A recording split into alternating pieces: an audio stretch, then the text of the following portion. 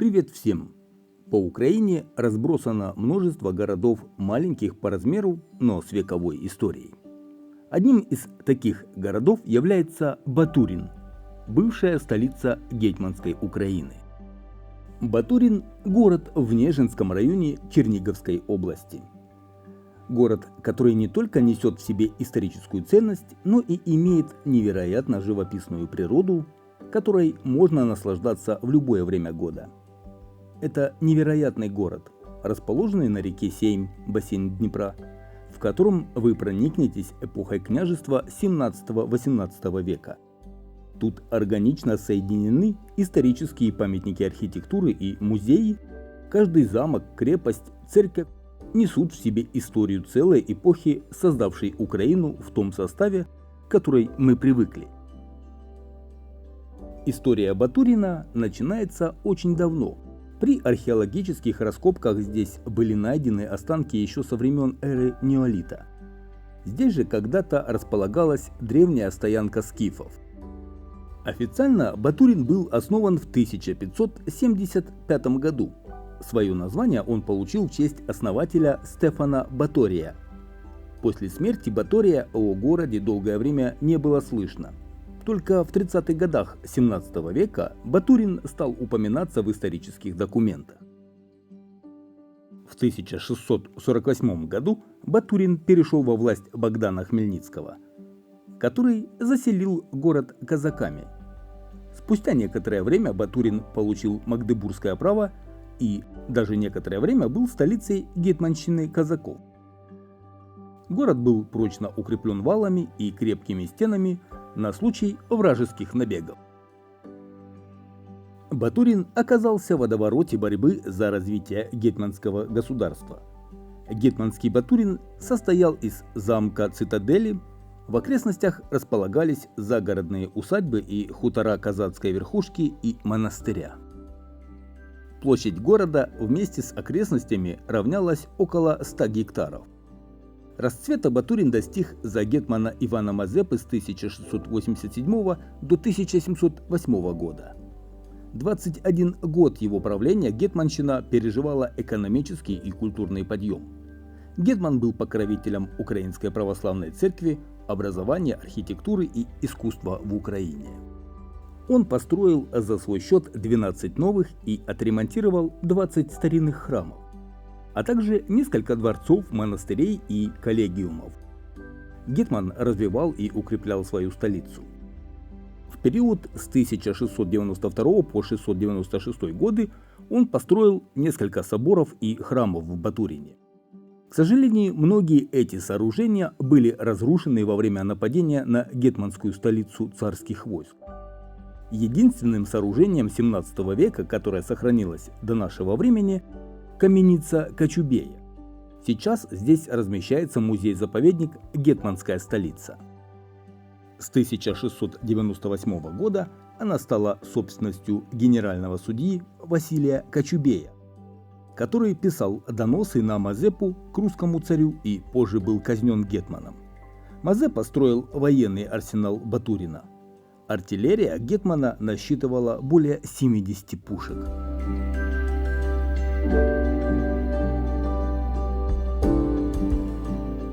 Подъем города был резко подорван во время Северной войны между Швецией и Россией.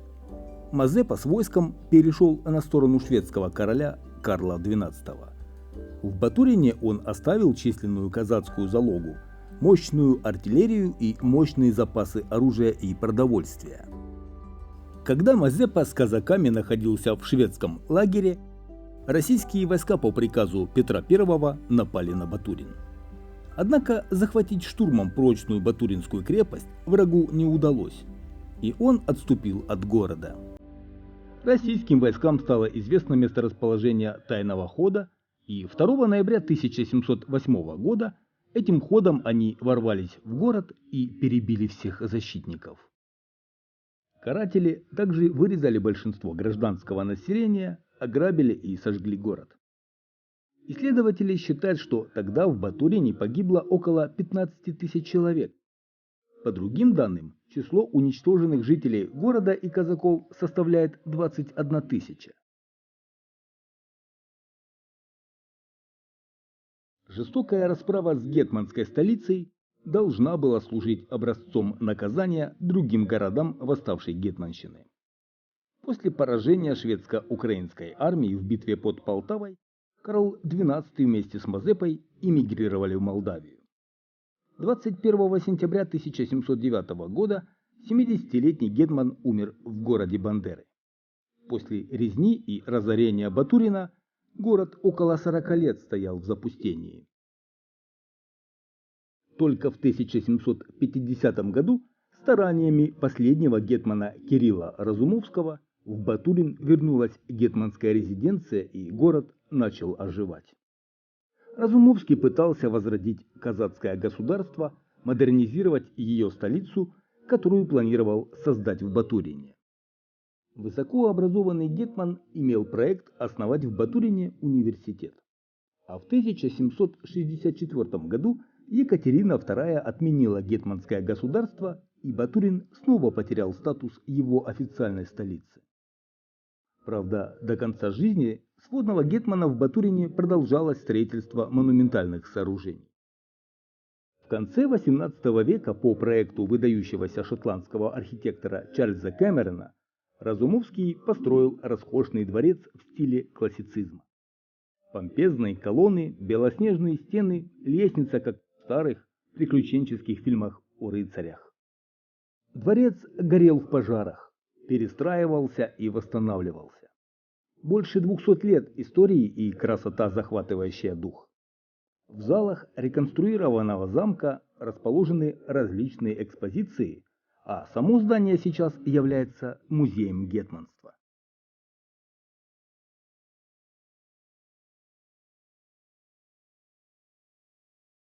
Строительство дворца, по результатам исследований различных историков и исследователей, не имеет четкой даты. Поэтому начальная дата достопримечательности соответствует 1799 году. В письме Кирилла Разумовского к своему сыну, датированному 1790 годом, уже тогда упоминается строительство дворца в Батурине.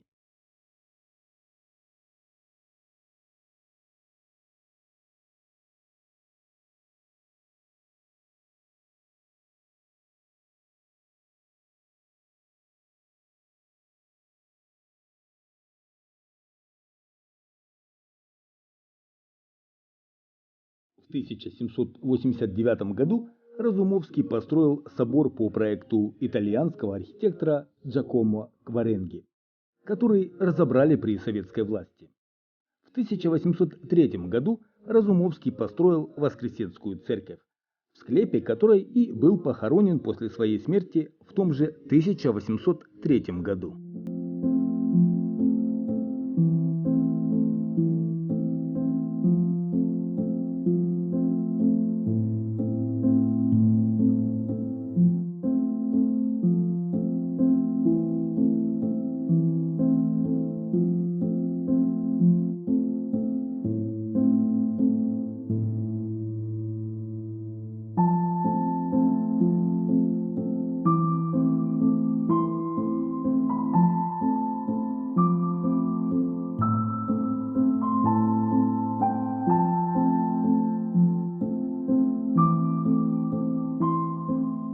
После смерти Разумовского город постепенно приходил в упадок.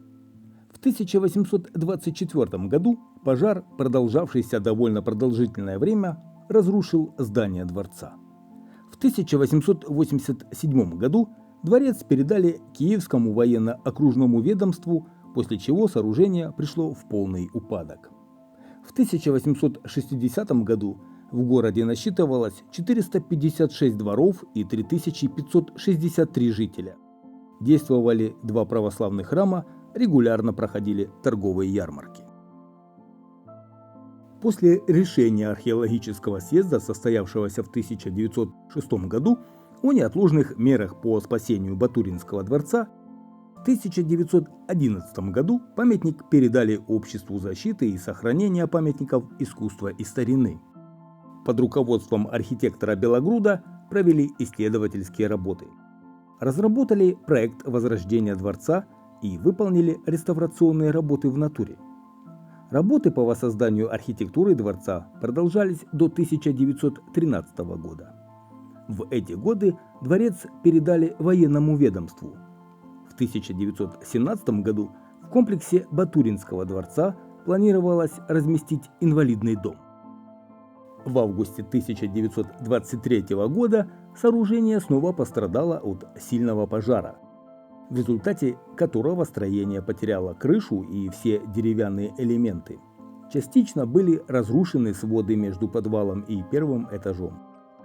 А во время войны 1941-1945 годов значительные потери понесли фасадные стены и архитектурно-декоративные элементы памятника. Во второй половине XX века было осуществлено несколько попыток реставрации этого дворца, но ее так и не удалось завершить.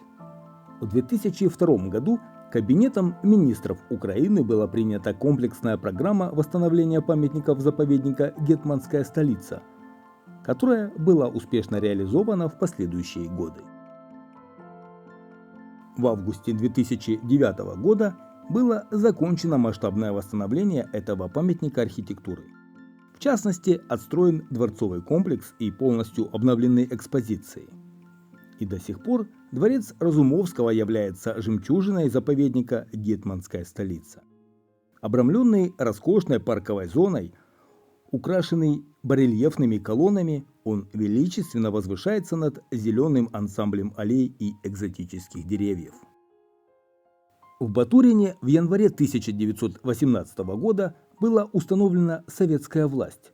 После окончания гражданской войны здесь началось развитие легкой, пищевой и строительной промышленности местного значения. Позже здесь были построены льнозавод и машино-тракторная станция.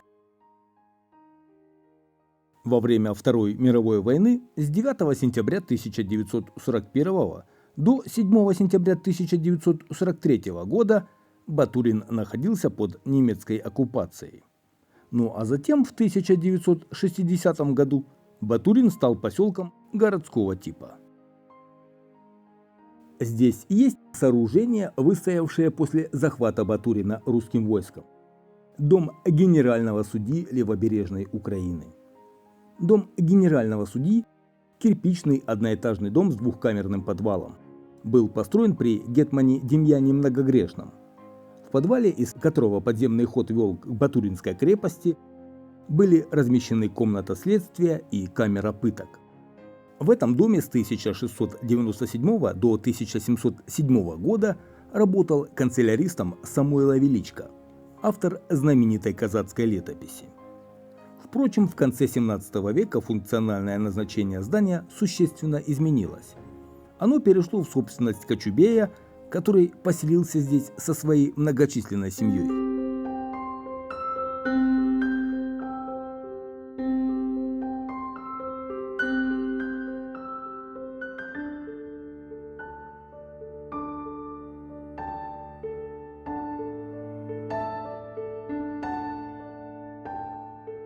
Именно Кочубей устроил вокруг дома большой парк, занимавший около 130 десятин, с живописным прудом. Именно в этом парке встречались на тайных свиданиях Иван Мазепа и Мотря Кочубей. Дом Василия Кочубея находился в собственности потомков генерального судьи до 1917 года. Сегодня в доме Кочубея размещен одноименный музей, иллюстрирующий историю судопроизводства Левобережной Украины, историю семьи Кочубея, историю любви Мотри и Мазепы.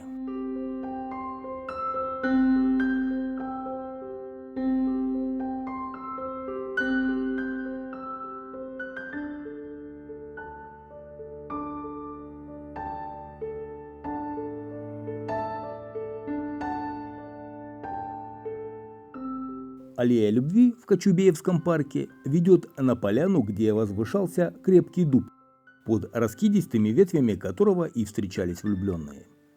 А когда что-то мешало встрече, оставляли в дупле письма. Лет 40 назад дуб сгорел дотла от удара молнии. Еще в Кочубеевском парке есть памятник Петру Прокоповичу, основоположнику современного пчеловодства, изобретателю первого в мировой практике рамочного улья. В заповеднике хранятся личные вещи выдающегося земляка, улей с его пасеки и другой пчеловодный инвентарь. Здесь же в парке заботливыми руками работников заповедника создана действующая пасека. Ульи, построенные по принципу Прокоповича, сегодня используют миллионы пасечников во всем мире.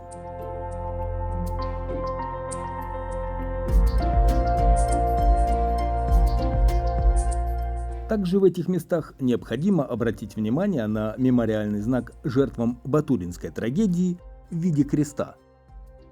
Памятник жертвам Батуринской трагедии был воздвигнут в 2004 году в память о защитниках и мирных жителях Батурина, которые были уничтожены 13 ноября 1708 года по приказу русского царя Петра I. Памятник жертвам Батуринской трагедии включен в список исторических памятников государственного значения. С смотровой площадки у памятника открывается панорама долины реки Сейм, которая несет свои воды в Десну. Еще здесь расположена аккуратная белоснежная Воскресенская церковь. Поговаривают, что Воскресенская церковь была построена из кирпичей Мазепинской башни, или другое название – Мазепин столб, предположительно остатки древнего Троицкого храма, уничтоженного в 1708 году. Считается, что по приказу Разумовского башня была разобрана, а из кирпичей построена церковь. Каменный, аккуратный одноглавый крестообразный в плане храм, который венчает цилиндрический барабан с небольшими круглыми окнами. В церкви расположен невероятной красоты иконостас из больше чем 50 икон. А если подняться на второй ярус, то здесь расположена усыпальница Разумовских. В советский период храм был закрыт и переоборудован под народный театр. Во время Второй мировой войны храм был поврежден, разрушен купол. В послевоенные годы были проведены ремонтные работы. В период 2006-2008 были проведены ремонтно-реставрационные работы, а храм был передан религиозной общине. 29 сентября 2008 года Батурин стал городом районного значения. Сейчас это поселок городского типа с населением примерно около 3000 жителей. В 2002 году на территории крепости были раскопаны остатки большого дома представителя казацкой старшины. Также летом 2002 года главным объектом исследования были остатки Большого гетманского дворца на замке Батурина. Археологам удалось открыть остатки вощеного пола с кирпича, а также развалы кирпичных стен и так далее. Исследования установили, что дворец был одноэтажным, прямоугольным и тянулся вдоль края высокого берега Сейма. Ширина сооружения была до 24 метров, а длина около 36 метров. Строение делилось центральным коридором на две части. Есть мнение, что со стороны реки дворец имел галерею или крыльцо. Рядом с Гетманским дворцом стояла каменная казна Мазепы. В различных частях территории Батурина археологи обнаружили много захоронений, принадлежавших в основном пожилым мужчинам, женщинам и детям. Большинство из них связываются с жертвами погрома города царскими войсками. Тарас Шевченко в своей поэме «Великий льох» от імені молодої батурянки обрисував резню так. «Я була ще недолітком, як Батурин славний Москва вночі запалила. І старого, і малого в сеймі потопила. Я між трупами валялась, у самих палатах Мазепиних. Коло мене і сестра, і мати, зарізані, обнявшись, зо мною лежали». После исследований этих захоронений, жертв погрома, священник Украинской Православной Церкви Киевского Патриархата совершил заупокойную службу, и захоронения были засыпаны. Надеемся, что дальнейшие археологические раскопки гетманской столицы и сбор информации от местных жителей поможет открыть массовые братские могилы казаков, которые отдали жизни, защищая столицу гетманского государства.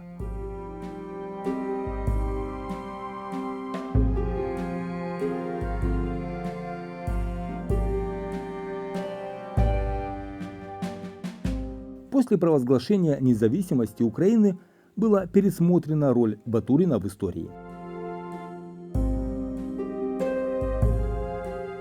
Город включен в список исторических населенных мест Украины. Это сейчас один из главных туристических центров Черниговщины. Ежегодно в Батурин приезжают тысячи туристов, и мало кто остается равнодушным к увлекательной истории города, его архитектуре, природе, величию и возможности пройтись тропами, где некогда ступала нога величайших личностей в истории Украины.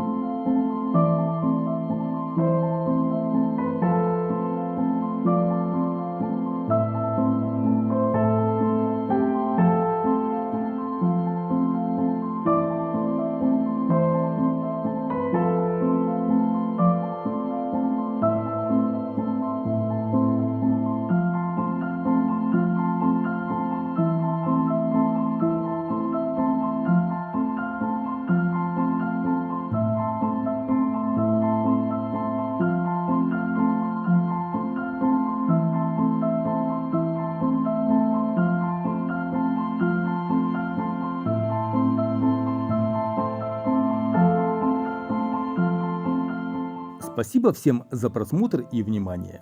Подписывайтесь на канал Моторный Лайф. До новых встреч!